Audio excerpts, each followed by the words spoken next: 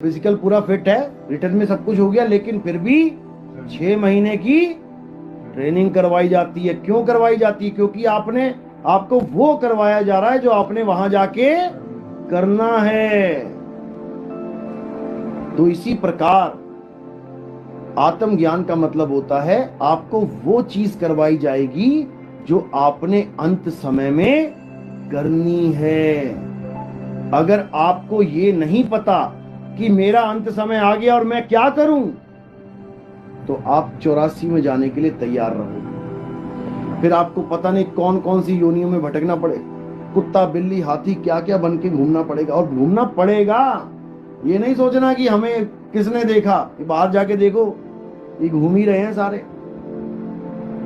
ये मत सोचना कि तुम इंसान हो, तुम्हें इंसान ही बनेगे बार बार, ऐसा नहीं होता।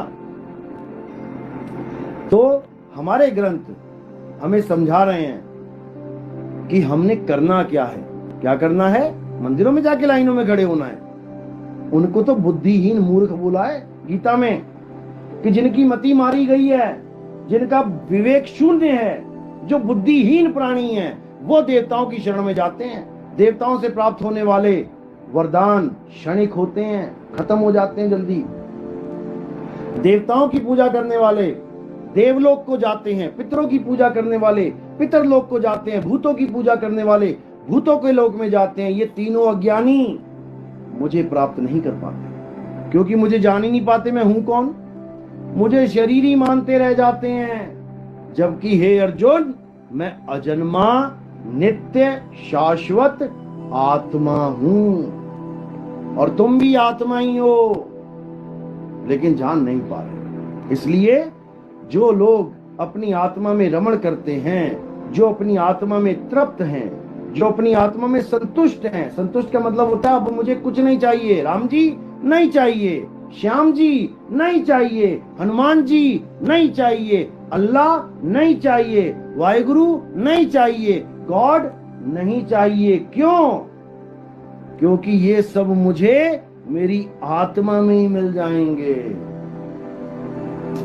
तुम किसी को भी मानते हो, वो तुम्हें तुम्हारी आत्मा में ही मिल जाएगा, तृप्त हो जाओगे। बस इतना समझना है। बाहर कोई आता है, आलू ले लो आलू, गोभी ले लो गोभी, और तुम्हारे यहां पूरा स्टॉक भरा हो आलू का, लोगे क्या? गोभी भरी पड़ी है तो 20 किलो गोभी घर रखी हुई है, बाहर वाला आ रहा है, अरे भैया सस्ती ले लो, अरे नहीं चाहिए, तृप्त हैं, भरी पड़ी है। इसी प्रकार हमें तुम्हारा अल्लाह, तुम्हारा वाहिगुरु, तुम्हारा गॉड, तुम्हारा राम नहीं चाहिए। हमारा अल्लाह, हमारा वाहिगुरु, हमारा गॉड हमें मिल गया है।